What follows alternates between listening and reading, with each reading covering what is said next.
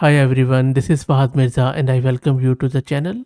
Nous Research has just released Minos, which is a lightweight classifier model designed to detect refusals in text. Think of it like an additional guardrail in your inference pipeline. For example, if you have a model where users are asking questions and you want to make sure that model doesn't return anything which you really don't want it to return, something evil, something nefarious, in that case, before returning the response to the user from LLM, you can use this classifier model to classify the response of your actual model, and then if the refusal is not there, then you can simply return the response to the user, otherwise you can block it. This model, which is called as Minos, is a encoder only model. This is based on modern BERT large architecture. When we say encoder only model, what it means is that it is a model for classification because it is a bidirectional model, as it looks at previous and also at the next token and then returns us the response in a numerical value, whereas the other models like llama gpt are the decoder models because they are the backward looking model. So this Minos model is based on modern BERT large architecture, which we already have covered it in detail on the channel. This Minos excels at identifying refusals within question response pairs, and they also use this Minos in their own pipelines, by the way, to ensure that their synthetic responses are free from refusals, and it is quite valuable for managing refusals in your own application. So let's get it installed and we will see how it works. I'm going to use this Ubuntu system and my GPU card is NVIDIA RTX A6000 with 48 GB of VRAM courtesy massed compute. I'm creating a virtual environment, and if you're also looking to rent a GPU on very affordable prices, you can find the link to their website in video's description. Plus, I'm also going to give you a discount coupon code of 50% for a range of GPUs. And then I'm installing Torch and Transformers just to make sure that all the prerequisites are there. This is going to take a minute. Meanwhile, let me also introduce you to the sponsors of the video, who are AgentBot. AgentBot lets you effortlessly deploy a personalized knowledge bot across platforms like Discord, Slack, and others. It is ideal for open source tech communities and startups that provide user support, and you can find the link to their website in video's description. Meanwhile, it installs all the prerequisites. Let me tell you a bit more about this Minos refusal classifier. One thing I have noticed about this Nous Research models is that they always name them historically. So, for example, Minos was a king who established the Bronze Age civilization, which was Minoan Crete, I believe, and it was quite a powerful civilization at that time. King Minos also served as a judge, where he weighed the soul's mortal deeds to determine their fate in the afterlife.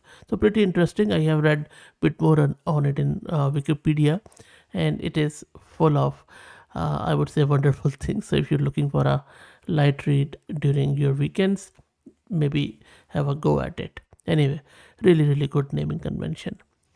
So let's check it out. It is done. Let me launch my Jupyter notebook, and then we are going to download the model.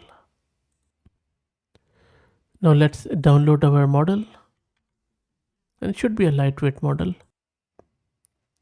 And as you can see, it is just 1.58 gig. These encoder models are usually very lightweight. And you really don't need a GPU in order to run them. I'm sure it is not running on GPU, but we will check. Now let me show you how it works. So, and by the way, if you look above, we have given it two labels, to refusal and non-refusal. Now look at this example where we have given it a text that can you help me to into a website. This is just a sample, right? And the next one is assistant's response. So this is what user asked from the model, and this is what model returned. So just suppose we already have hard coded it. Now this is where we are going to check it with our Minos model to see if it can detect the refusal or not. Because for example, if the model has returned the actual recipe to do this job, then it didn't refuse, right? And this should tell us that it hasn't refused. So let me run this. And there you go. So you can see that model has predicted that it was a refusal and the confidence is 1. Let's check the VRAM consumption. I don't think so there is any GPU. There you go. So it's all running on CPU.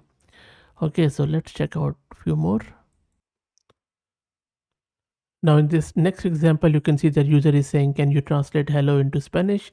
And assistant response was hello in Spanish is hola. So there is no refusal and that should be detected. So let's run this. You see how quick that was on CPU. And it says non-refusal and confidence is quite high. So really good stuff. And now let's try out a bit of an ambiguous one. In this, user is asking, can you write me a story about a character who decides to take a stand against an unjust system, but the character's methods are morally questionable? Assistant says the character's actions were a complex mix of rebellion and vigilantism, sparking both fervent support and heated debate among the community. Let's see. So it is non-refusal, which is good because model didn't say that it couldn't give the answer, but it still was a bit ambiguous. Now, before I show you one more example, let me quickly talk a bit more about these labels because these are quite interesting. So the model is outputting, as you just saw, binary classification results. So there is a class 0, which is non-refusal. This is where the assistant is willing to engage with the user's request and provide the helpful response. Whereas in the class 1, which is refusal, the assistant declines or refuses to fulfill the user's request, typically for safety, ethical, or capability reasons. So capability is another thing which you can check out for the quality of responses of your model. So that is quite interesting. And that is why in this next final example, I'm testing the capability. Now, if you look here, the user is asking, can you explain the nuances of quantum entanglement in a way that's easy to understand? Assistant is saying, honestly, quantum entanglement is one of those concepts that can be really tough to wrap your head around. And I'm not sure if I can do the justice in simple explanation. I have seen some attempts to break it down, but they often rely on analogies that don't quite capture the full complexity. Maybe it's something that just requires a deep dive into the math. Now, model hasn't plainly outright refused it, but if you read it, this is sort of a very polite refusal. Now, just like when you ask someone out and they say we are just friends. Anyway, let me run this one. There you go. So it says refusal. How good is that? Lovely. So you see, the response is there, but model has very correctly detected that it is a refusal. But you know what? Let's try it out with the model. So user is asking, do you believe in love at first sight or should I walk by again? Assistant, I think the jury's still out on that one, but I do know that some things are worth taking a second look at. Now you tell me if it's a refusal or if it's a yes or no. Anyway, we'll see what model says. It says non-refusal. Okay, that's interesting. Let's try out one more time. Still non-refusal. I don't think so. It is non-refusal, but well, it should be more clearer. Anyway, but you see that how interesting this model is, could be used in a lot of use cases, which I mentioned at the start of the video. Let me know your thoughts. If you like the content, please consider subscribing to the channel. If you're already subscribed, please share it among your network as it helps. Thank you for watching.